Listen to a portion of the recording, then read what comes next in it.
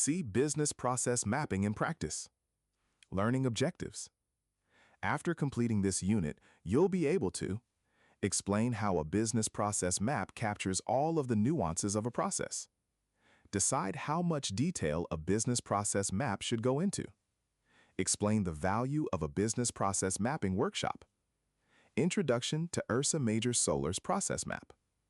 As Ursa Major Solar unifies customer data across sales, service, and marketing, its Salesforce solution architect, business analyst, and admin are taking a good hard look at their business processes. They want to define a new, unified business process that looks at interdepartmental dynamics with a critical eye and focuses, most of all, on the customer experience. For Ursa Major Solar, this isn't a simple business process. It flows from journey to lead to revenue to service. There are many steps and almost as many personas involved, from sales reps to marketers to the deal team. So how do sales, marketing, service, and operations teams all work together to provide a seamless customer experience? This is the million-dollar question, and that's where the power of Salesforce comes in. Salesforce is the key to Ursa Major Solar's customer-centric business model. It provides a single source of truth across every relationship in the business. Ursa Major Solar knows that connected business relationships provide for meaningful customer experiences. This diagram gives a high-level marketing view of the process that we want to map out for Ursa Major Solar. All of the process diagrams in this unit are described using the UPN standard. Level 1. Lead to revenue. This process map describes the flow above. This diagram is the top level, or level 1. You can see that most of the steps in this diagram, represented by activity boxes, have another level of detail, shown by the top left corner of each box. The lower level diagrams go into more detail and ensure that this top level diagram is readable. The process map begins with an incoming lead. If there's incomplete data, the process ends. Otherwise. Box 1. Progress lead. The account exec progresses the lead in Agentforce Sales. Box 2. Run campaign. If the lead score isn't high enough, the marketing admin runs a campaign with Marketing Cloud engagement. If the company successfully reaches out to the lead, the process ends. If the lead unsubscribes, the process returns to the progress lead step. Box 3. Sell to customer. If the lead score is high enough, an account and contact are created in Agentforce Sales and the account exec sells to the customer. If there's no sales opportunity, the process returns to the progress lead step. Box 4. Forecast revenue. If there are opportunities by date, the Vice President of Sales forecasts revenue in Agentforce Sales and the process ends. Box 5. Raise and accept quote. If the account exec closes the opportunity with a related product, the finance admin raises a quote to the customer using Agentforce Revenue Management. Box 6. Raise and confirm order. If the customer accepts the quote, the customer then confirms the order. Box 7. Ship product. Once the order is confirmed, the manufacturing department ships the product using the ERP system. Box 9. Raise invoice. Or, once the order is confirmed, the finance admin raises an invoice using Agentforce Revenue Management. Box 8. Raise payment. Once the invoice is received or the product is shipped, the customer raises payment. Box 10. Book revenue. Once the customer pays and the invoice is completed, the finance admin books the revenue using Agentforce Revenue Management. The process ends with revenue for the company and a commission for the account executive. For the sake of simplicity, we've made a number of assumptions about this process and the handoffs involved. In the real world, each step of the process is validated in a live workshop with stakeholders. Mapping the lower level diagrams makes the entire process map clearer and informs the assumptions we made in the top level diagram. The scope of each lower-level diagram is set by the inputs and outputs of the box you're drilling down from, which means that as you drill down, you are getting more granular in terms of inputs and outputs. Level 2. Lead to revenue. Progress lead. Here you can see that drilling down on the progress lead box in the top-level diagram brings you to Level 2. Progress lead. This map shows how a lead is created, qualified, and progressed. This process begins with an incoming lead. This entire process takes place in Agentforce Sales. Box 1, create lead. The marketing admin creates the lead. Box 2, dedupe lead. After the marketing admin creates a new lead in privacy record, they dedupe the lead. Box 3, qualify and maintain lead. After the lead is consolidated, the marketing admin qualifies and maintains the lead. Box 4, assign lead. If the lead score is 8 or more, the sales administrator assigns the lead. Box 5, convert lead to account. Once the lead is assigned to a territory, the sales administrator converts the lead to an account. The process ends with the creation of an account and related contact in Agentforce Sales. But we're not done yet. This process needs another level of detail. There's still some information missing. For example, look at Box 1, create lead. There are a couple of open questions. What are the steps to create a lead? Are those steps different if the lead comes from a web form, an email, an import list, or a marketing partner? How are privacy records sourced and created to satisfy GDPR, CCPA, and any other applicable privacy regulations? There also needs to be supporting information. Remember that each box can have attachments to add context.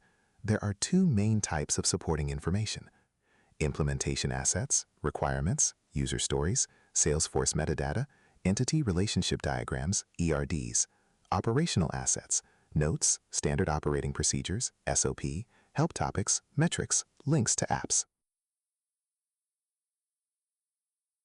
Let's take this to the next and final level. This map shows us how a lead is created. The process begins with a lead that comes from the web, email, a spreadsheet, or a partner. Box 1, process web to lead. If it's from the web, the marketing admin processes the lead in Marketing Cloud engagement. Box 2, process email to lead. If it's from an email, the marketing admin processes the lead in Marketing Cloud engagement. Box 3, prepare data. If it's from a spreadsheet, the marketing admin prepares the data in a spreadsheet. Box 4, import leads. Once they've prepared the data file, the marketing admin imports the lead to Marketing Cloud engagement. Box 5, prepare marketing partner lead data. If it's from a partner, the marketing admin prepares the marketing partner lead data in a spreadsheet. Box 6, import leads and link to partner. Once they've prepared the data file, the marketing admin imports the lead to Marketing Cloud engagement and adds a link to the partner. Box 7, add data privacy record. Once a lead is in Marketing Cloud engagement, the marketing admin adds a data privacy record. The process ends with the output of a new lead and privacy record in Marketing Cloud engagement. How many levels should you drill down? There's no one-size-fits-all answer. Although the example above has 3 levels, different parts of the top-level process have fewer or more levels. There are 3 drivers that determine how many levels of detail you need to describe a process. Complexity. You need to add enough levels of detail to remove all ambiguity. If in doubt, add more detail. If a business process map leaves room for ambiguity, it wastes time and effort for both developers and end users. Regulatory requirements. If a process has compliance obligations, it needs to be very specific and version controlled so that you can prove it's being followed accurately and consistently. User expertise. The less experienced the staff who are following the new process, the more prescriptive the processes need to be. They need supporting content linked to each process step. If the process is followed less frequently, more documentation is required. Think of the process as a self-serve help resource. Think about a couple of examples. If you're mapping the process for giving a sales presentation, you don't need to detail every step and nuance. But the process, deliver presentation, might include links to standard sales decks, accelerators, and notes on handling objections, links to the core objects and automation, and more. What about the process of importing leads from a spreadsheet and adding data privacy permissions? This one is a bit different. It has multiple steps that need to be documented in great detail to ensure that they're performed correctly every single time. Those steps include instructions for manipulating the spreadsheet, example blank spreadsheets, and screenshots of the setup of the data loader pages. Process mapping in practice. Using live workshops to map out business processes is far more effective than asking stakeholders to complete a questionnaire or conducting individual interviews. While live workshops, either face-to-face or virtual, might seem like more work to put together, the benefits are huge. Here are a few just to start. A live workshop builds consensus in a group and generates ideas and quick wins for improving the process. Because you're developing the process diagram live in the workshop, you don't need to interpret notes or photos of whiteboards when you get back to your desk to build the process diagrams. It's easier to get everyone to agree and sign off when participants see the process being developed and have a chance to give input. Don't underestimate how much time this saves or the value delivered for extra time up front.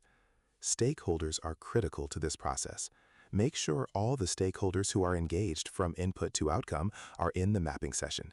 If anyone is missing, it invalidates the workshop, because the power of process mapping is the collaboration and resolution of the process, not the documentation. As you drill down to lower-level diagrams, the scope will get narrower, and there will be fewer stakeholders. Additionally, as the scope narrows, you'll find that your workshops go more quickly. During the workshop, the owner of the end-to-end process should set the scene, explain ground rules, resolve differences of opinion about the right process, and assign next steps. Process mapping in the real world. You've learned what business process mapping is and why it's useful, and seen its value firsthand with Ursa Major Solar. A business process map is a key part of the documentation that supports a Salesforce implementation. Rigorous business analysis, including a good process map, gets everyone on the same page, makes your team more agile, and leads to better solution architecture. If you're trying to evangelize process mapping at your company, start with a low-stakes process that will lead to some easy wins. And remember that you can always practice by mapping the real-world processes that you notice in your daily life, like going to the supermarket or filling up your bike's tires.